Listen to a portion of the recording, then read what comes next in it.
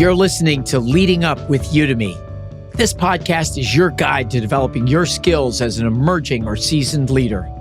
I'm Alan Todd, your host and the Vice President of Leadership Development at Udemy. Together, we can work, lead, and live differently to create a better world.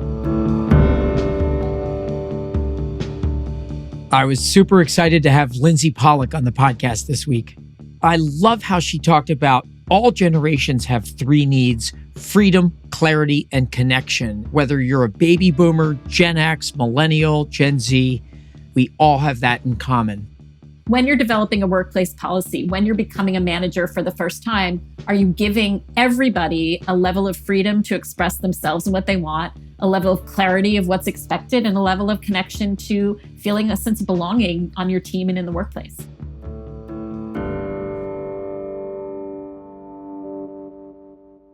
This week, I'm speaking with New York Times bestselling author and generational translator, Lindsey Pollak. Lindsey's the author of 4 books, including Becoming the Boss and The Remix: How to Lead and Succeed in the Multigenerational Workplace. She's delivered keynote speeches for more than 300 organizations, including Fortune 100 companies and Ivy League universities. And a relatable qualification for many of our listeners who are emerging leaders, she credits her passion for generational diversity to her time as a dorm RA at Yale. Lindsey, welcome to the podcast. Thank you so much for having me, Alan. I'm glad to be here. So, Lindsey, one of the reasons I wanted to talk with you is many of our listeners are early career. These are the emerging leaders, the new leaders, those that want to step up to be leaders. And you literally wrote the book for those people, Becoming the Boss. So how did you come to focus on career advice for people new to the workforce? I'm so glad we're starting with that question. It starts in my time as an RA. My senior year, I was overseeing a group of young women who were first years in college, and I loved it. I loved the mentoring. And what I really liked was sort of sharing what I had been through and finding a way to use it, right? And say, oh, I made that mistake, don't do it. I also liked kind of being this translator between the administration and the first year students. So I kind of had an ear on both sides. And so I launched my career, worked for a little while at a magazine called Working Woman in their website division. And I just kept feeling like I couldn't find advice for me just starting out in my career. So I decided, as many people do, to fix that problem myself. And I wrote my first book called Getting from College to Career, which launched a speaking business, speaking to college students and recent graduates about how to get your first job. And I was starting to manage people and said, well, where's the advice for me on this? So I researched and wrote Becoming the Boss. And what I've really found is when you're seeking advice and you can't find it, there are so many people who want to help. And I try to be kind of the repository for all of the good ideas and mistakes to avoid for every stage of your career. But I started because I couldn't find what I needed.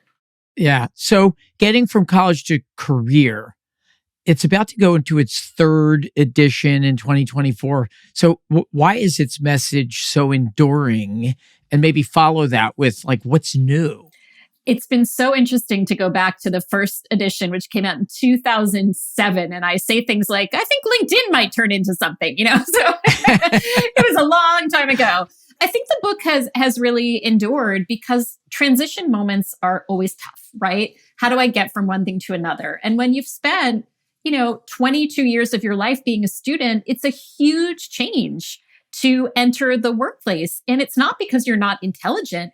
It's just kind of like moving to a different country. And so I really take that transition very seriously, of taking the skills that you have as a student and learning how to translate them. And what's really interesting about redoing the book in the 3rd edition is so much hasn't changed, right? It's about relationships. It's about knowing yourself and what you want. It's about being really flexible in finding your path and knowing that it's not going to go right the first time. What's changed is the technology, of course, but I was actually struck by how much is just the same and classic evergreen advice.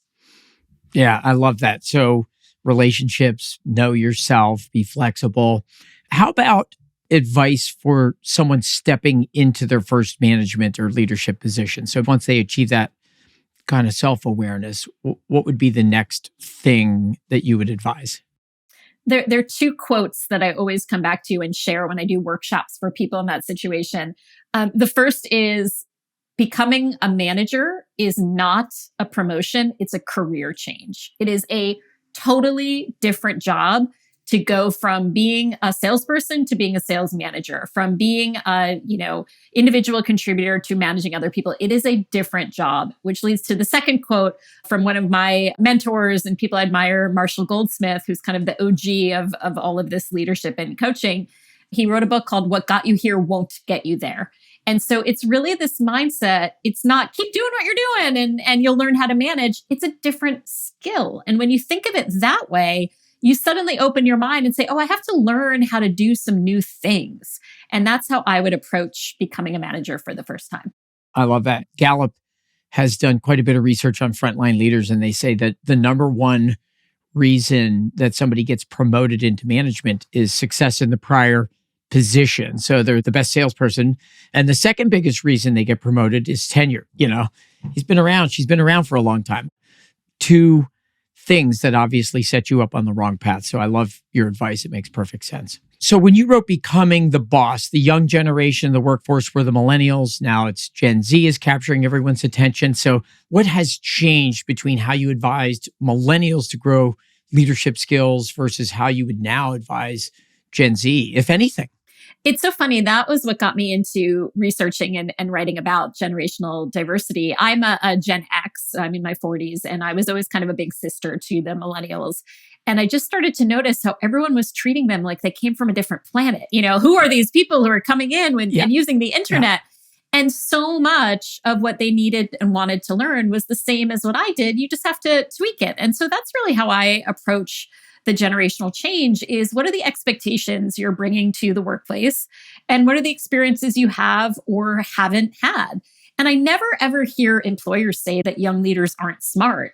It's just they don't seem to have the quote common sense skills that are expected of people in leadership. So what that comes down to is talking to somebody face to face and having a really difficult conversation. Well, I grew up having to talk to everybody because there was no internet, right? You either talked to them on the phone or you talked in person. So I just simply had more experience doing that. And so when you think about what we take for granted in a leader, having difficult conversations, motivating people, setting an agenda, giving feedback, we are doing less of that the more we go online. What I think is a huge advantage, particularly Gen Z, is how video focused they've been with YouTube and TikTok and Instagram. They're very, very open to learning something quickly. And so I think these sort of short bursts of here's how to give feedback, here's some really good tips on having a difficult conversation. I find they're very open to that because they've been relying on video to teach them for their whole lives, whereas other people thought maybe I have to take a year-long course. So I think the quick bursts, the micro learning, as Udemy is so good at, I think is really valuable for the younger generation. Yeah. So I am still thrilled to admit that I am still in my 50s.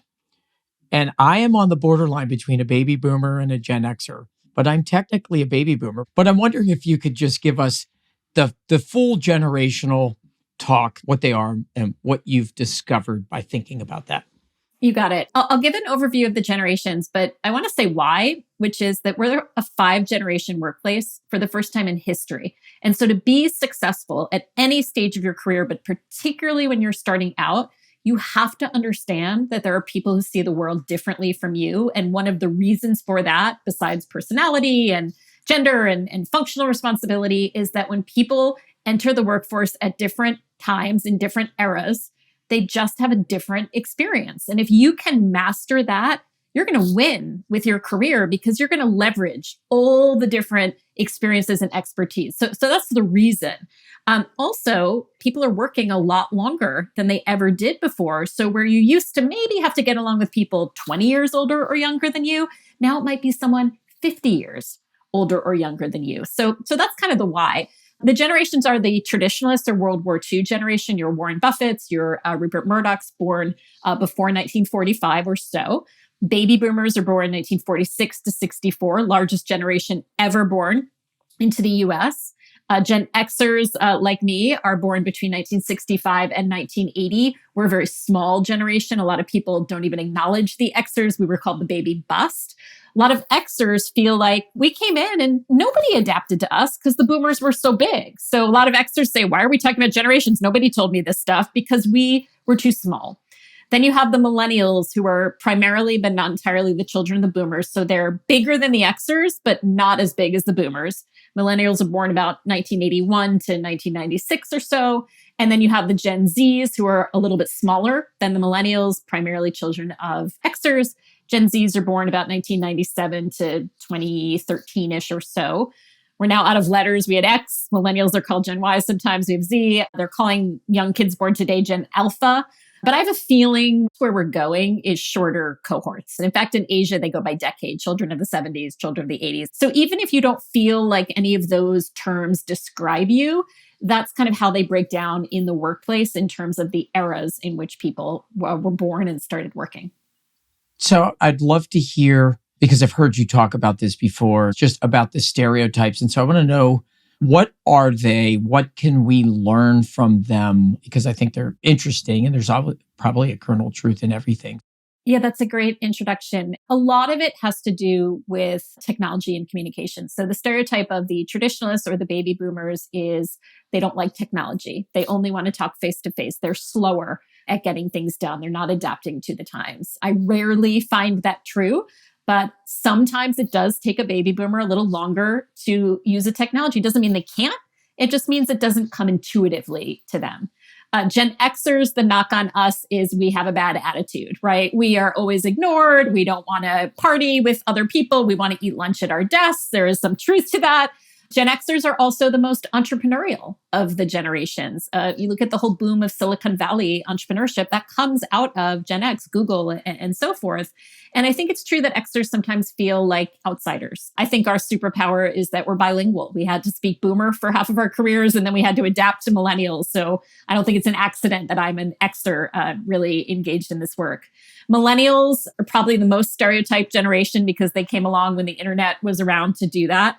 Lazy, entitled narcissists is the headline of Time magazine, wanting trophies for participation, overly parented, overly taught, overly coddled, had the internet at their fingertips. But on the flip side, the highest rate of student debt, the first generation to not be as financially successful as their parents' generation, 9/11 and the crisis of 2008 and pandemic, just a lot of really difficult economic situations.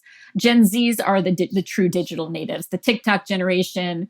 The stereotype is they have short attention spans, but also incredibly self-sufficient, incredibly concerned about meaning and purpose and making a mark in the world. So there's pros and cons to every generation. But I think where I would direct people's attention is, are you ever talking about people's age in a negative way? So, okay, boomer would be the kind of knock on the older or criticizing the younger. We have this tendency to do that.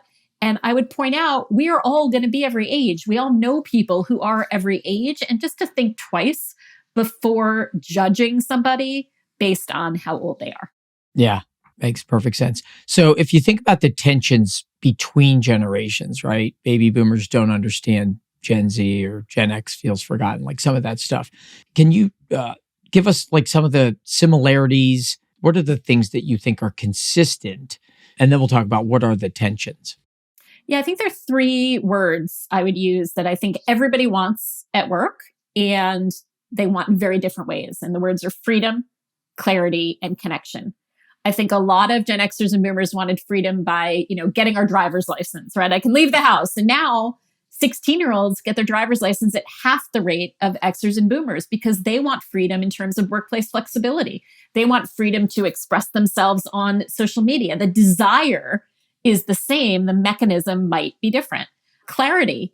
I want to know, what time do we start work? What time do we get done? And I might want to know that in terms of workplace rules. A Gen Z or a millennial might want to know clarity in terms of what your policies are in ChatGPT, right? So we have the same need. And connection, I just think, is human. And I think a lot of older workers sort of knee jerk and say, we have to be in the office because we have to connect and we have to build relationships. And I think a Gen Z would say, I can build relationships online just as well as I can in person. Please don't judge my relationships as less meaningful or real because they happen in a virtual environment. So when you're developing a workplace policy, when you're becoming a manager for the first time, are you giving everybody a level of freedom to express themselves and what they want? a level of clarity of what's expected, and a level of connection to feeling a sense of belonging on your team and in the workplace.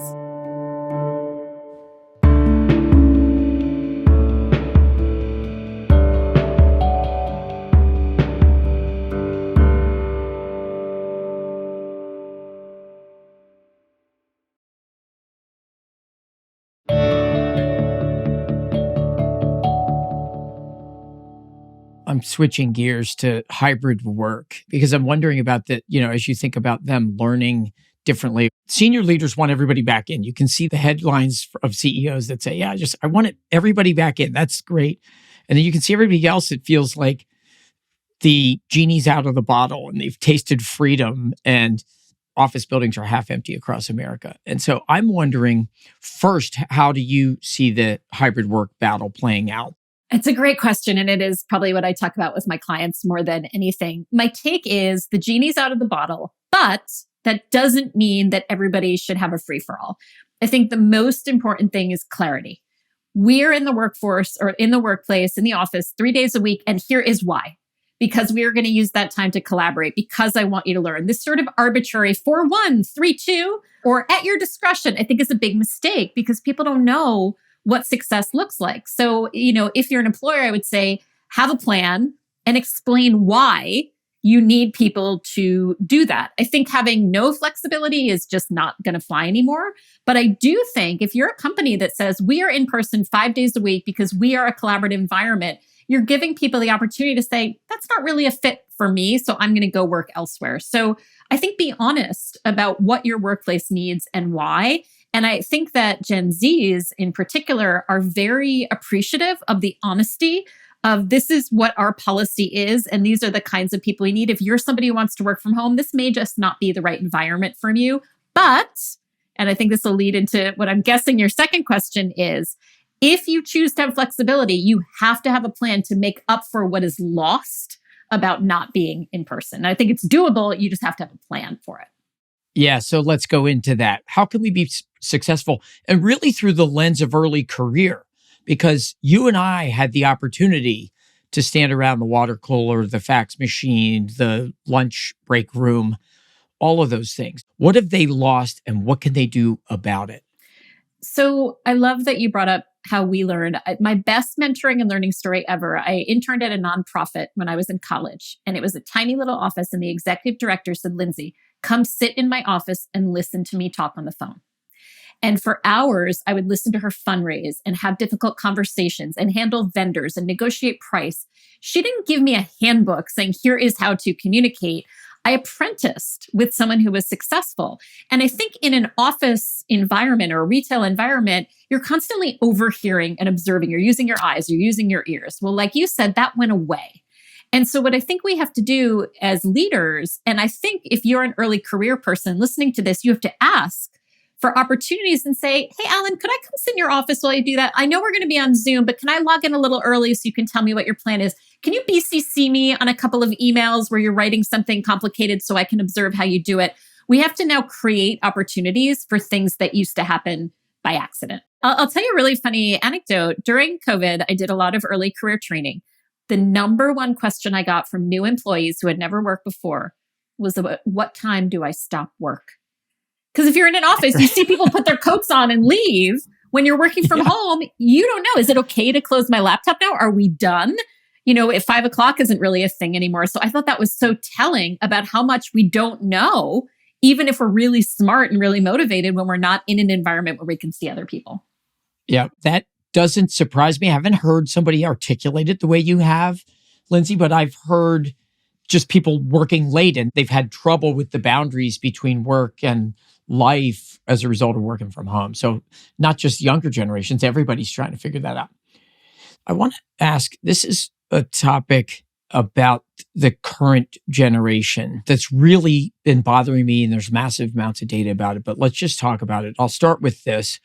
Jonathan Haidt from NYU wrote a popular book, The Coddling of the American Mind. And he argued that millennials have become fragile because they've been protected from discomfort and challenging ideas and trigger warnings and things like that. So are they fragile, and should managers treat them differently? Or what should we know about that? I'm not going to answer the question, are they fragile? Because I think everybody is an individual. What I will answer is, did millennials grow up in a time when we were more cautious about people's mental health and trauma responses and other areas of sensitivity? Yes, they did. And so you have to remove the human being from the situation, nature versus nurture, right? So, for example, baby boomers went to school when the average ratio between a teacher and a student was 40-1. And millennials went to school when it was 20-1. So you had more attention.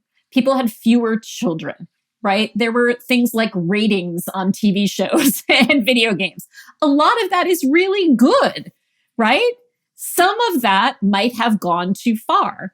But one millennial said to me, and I will never forget this. He said, everyone makes a joke that our generation wants trophies for participation. He said, I never asked for a trophy. Adults kept giving them to me. So it's not like there's something fundamental in the human beings born between 1981 and 1996 that they need to be coddled. I grew up in an era when people wore seatbelts. That's a good thing. Does it mean I'm risk averse because I knew to wear a seatbelt? I don't think so. What I do think is important to discuss is what ramifications does that have for the workplace? And I'll give you a really clear example for a manager. A lot of managers in the baby boomer era were command and control, right? I yell at you, I tell you what to do, I expect that you'll do it. That just doesn't work with millennials and Gen Z. It doesn't. Look at every sports. It doesn't work anymore because they grew up in a different environment. You can debate all day whether that's a good thing or a bad thing. What I say is put that aside and do what works. And what works is maybe positive reinforcement. What works is, hey, Alan, I'm going to give you some coaching right now, and I'm doing it because I really care about you and I want you to help. And even if you decide that you think people should figure things out themselves and you don't want to be coddling, then all I ask is you say, hey, Alan, I'm not going to give you any information on this. I want to see how you do. You at least let them know the method to your madness. So I'm much more interested in the practicalities of what this means rather than debating whether it happened or whether it's good or bad.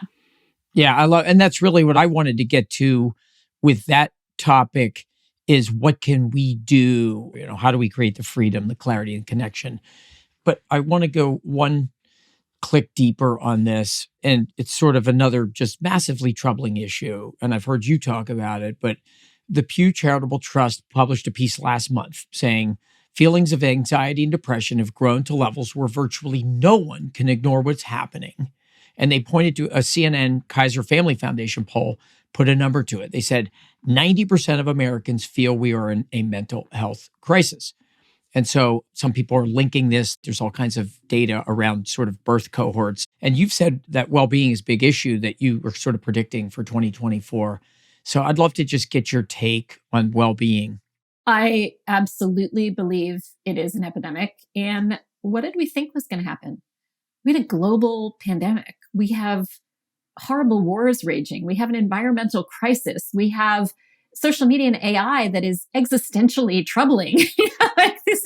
This makes sense when you look at the big picture. And I think the younger you are, the more impacted you are for two reasons. One is you're really forming your beliefs about the world at these younger ages. And secondly, there's so much less stigma. I suffer from anxiety. I never told anyone until I was in my 30s because you just didn't do that, right? You didn't talk about these things. And so I think it's a positive that we're talking about it. Where I would take it in the workplace conversation is I just saw a study from a different source last week that said, workplace wellness programs don't work.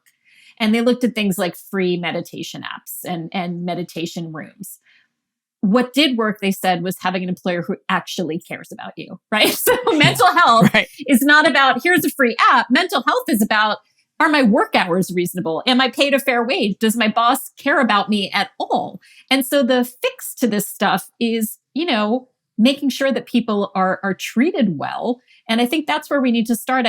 You'll laugh at this. I had a colleague who said a client brought her in and said, can you do a workshop for teaching our managers how to care about our employees? And my friend, the speaker, said, well, do they? If they don't care about Yeah. them, I can't fake a way for them to actually care. And so I think this is a crisis. One of the phrases I like to use that I've heard around it, I certainly didn't create it, was mental health first aid. Just as you have someone in office who knows where the fire exits are and knows what to do if someone is injured, we need people in the office who are trained in how to identify and support people who are in crisis from a mental health perspective. And I think that's no longer optional. Yeah. Well, and I think it's a generational issue. I've spoken to senior leaders in big companies that are baby boomers, and they've said, there's so many things going on in the workplace that I grew up in. We didn't talk about that stuff. And they also grew up in a world where having no freedom in your calendar was a sense of pride. So I would never want to waste 5 minutes of a team meeting to check in and say, Lindsey, how are you doing? Right? So there's this whole generation, and they're the ones that, to me, are the big surprise, that emotional intelligence skills are all these things that are crowding out the things where they're like, no, let's get to the agenda. We don't have time to check in and see how everybody's weekend was. And now we're finding out from all this research that maybe those check-ins matter. And I'm wondering, what are your thoughts? What kind of advice do you have for the baby boomers to sort of get better at this? So Google did a study in 2008, and then they replicated it in 2018 called Project Oxygen. And it was a study of what made a good manager. And they wanted data, very, very Google. And one of the things that came out was people said, I will work the hardest and be most successful for a manager who cares about me. And Google, I think, was probably like, what? Who cares? Yeah. And I actually think, going back as far as you want in history, it was the leaders who cared that were the most successful. It was the leaders who said, how are you, at the right moment.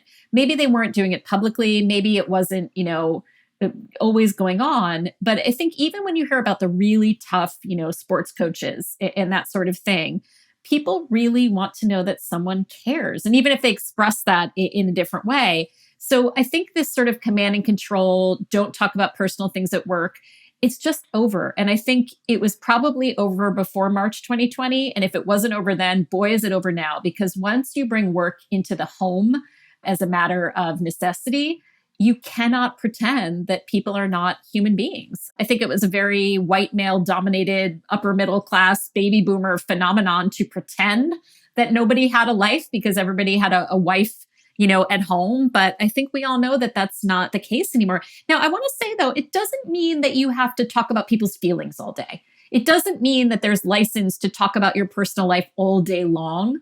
What it means is you acknowledge that people have a life. And if you're uncomfortable with the level of sharing, you have somewhere to refer people to. But I don't want to say, I get a lot of people who say, my Gen Zs come in and they talk about their feelings all day long. That isn't okay, right? But you do have to have an opportunity to show that you're a human being, but it can't go too far.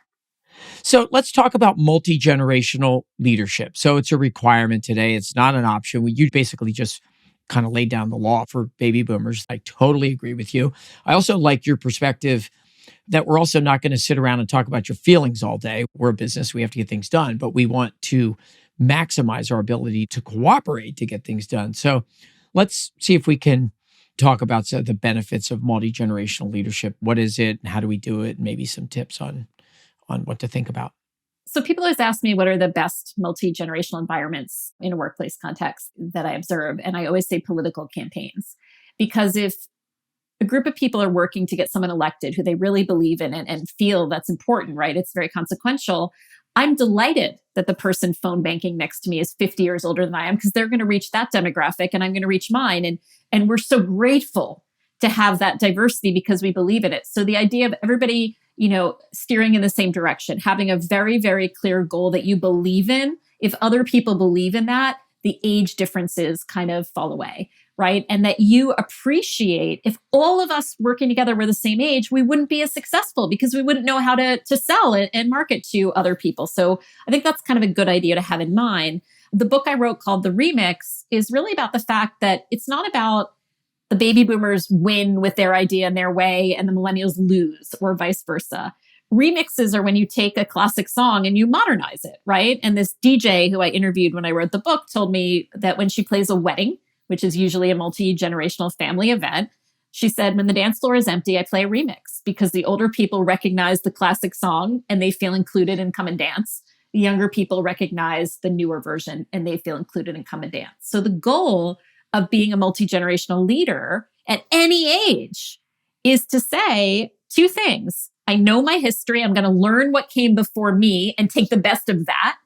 And I'm going to keep up with the times no matter how old I get and take the best of that. It's and, not or. It's making the pie larger. I love it. You call them perennial skills. Yeah, it's not my word. I can't take credit. Gina Pell invented that term. She's a tech entrepreneur, but being a perennial is to know your history and keep up with the times. So I like the idea of the remix. So let's talk about some ideas for any of the generations, but I'm thinking for younger to older, like mentoring, and from older to younger, reverse mentoring. Talk about that as a concept that makes both a stronger whole. Yeah, I have three based on the freedom, clarity, and connection that we talked about. When it comes to freedom, people want to weigh in on their own careers, right? They don't want to feel like they're being told what to do. So the rule is never assume, always ask. That is, you meet someone on your team, they're 75 years old and you think, oh, they must want to retire. Maybe not. Maybe they want to work harder than they've ever worked. You are a younger manager of an older employee and you think, oh, they're going to resent me. They're going to think I'm too young. Nope. Maybe they are sick of managing people and they are delighted to just get their job done. So never make an assumption also about what somebody wants. Oh, they must want a day off. No, they'd probably rather have more money, right? Oh, they like to be praised in public. No, this person is actually really shy. So give people the freedom to tell you. And a quick way to do that, when you're in a one-on-one with someone you manage, let them talk first. Love it. Let them talk first. So talk about leadership communications. Communication, clarity, clarity, clarity. Communicate about how you communicate. I talk about having a personal user guide. So if you're the boss, no matter how new you are, say, hey, this is how I best work. Mornings are really tough for me. I always have a lot of work to catch up on. If you want to grab me, after 12 is really the best time of day. You know what? I'm a really big texter. It's hard for me to pick up my phone because I'm often with our customers. So I prefer that you text. Just talk about it and be clear on your terminology. How many people do you know who say, call me anytime. I'm always available. No, you're not. You're not. So be honest with me. What's the best time? It's an act of generosity as a leader to tell people how to communicate with you. And the rule there, clear is kind. People think they're being, too strict, but it is valuable. It is kind to tell people how to get in touch with you. Clear is kind. Third, when it comes to connection, focus on the why, not the how. So for example, you're a new leader and you want everybody to use Slack instead of sending emails, right? You're going to implement Slack on your team and you're worried that your old employees don't want to do it. Well, instead of saying, we're now going to use Slack and this is how to use Slack and this is how you put it on your blah, blah, blah. Instead say, here's why we're going to use Slack. I really want us to be able to, develop rapport and I want to be able to get in touch with blah, blah, blah, blah, blah, blah, blah, blah, blah. The why is so much more important than the how for any generation. It might take you a little longer. You might do it differently, but if you understand the reason behind something, you're much more likely to embrace it. So freedom, clarity, connection. Yeah, I love it. And are the universal truths, are there anything that we need to think about, again, an emerging leader, young leader, new in position, about communicating and working and getting things done across generation?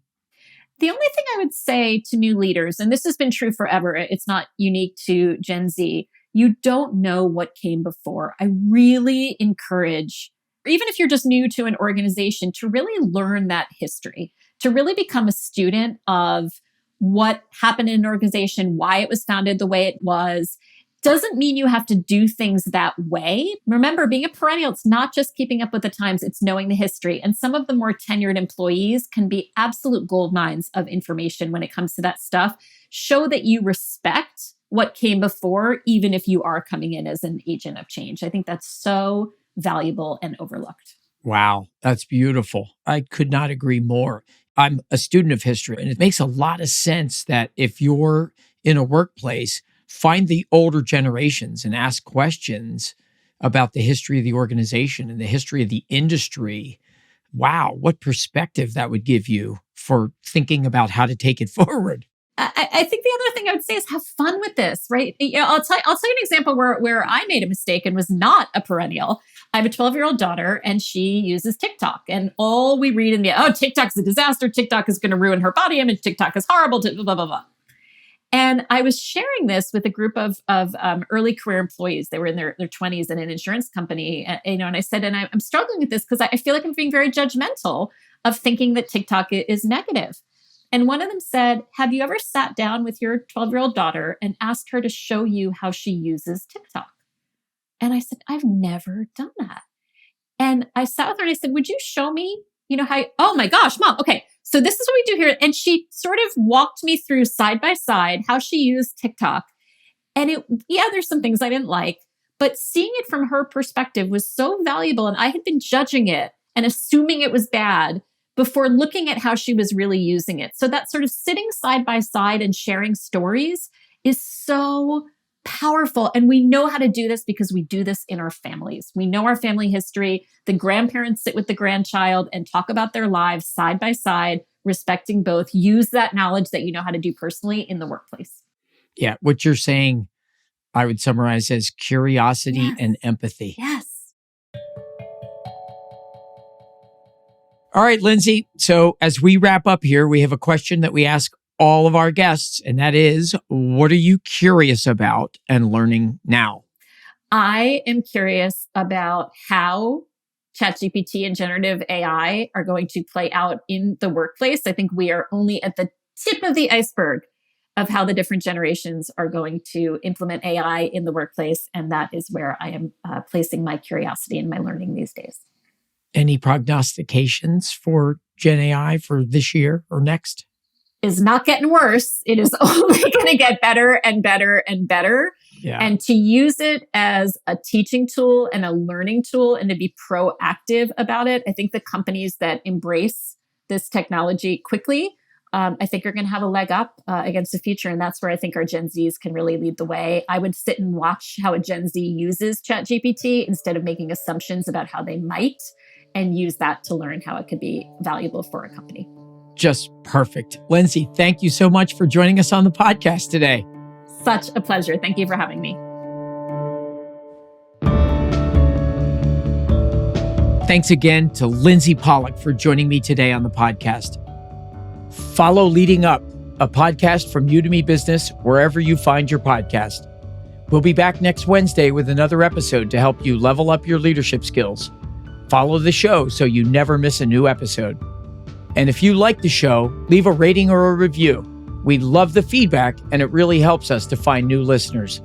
To learn more about Leading Up or how Udemy can help you develop leaders at scale and move business forward, visit business.udemy.com. The Leading Up podcast is produced in partnership with Pod People. Our original theme is by Soundboard.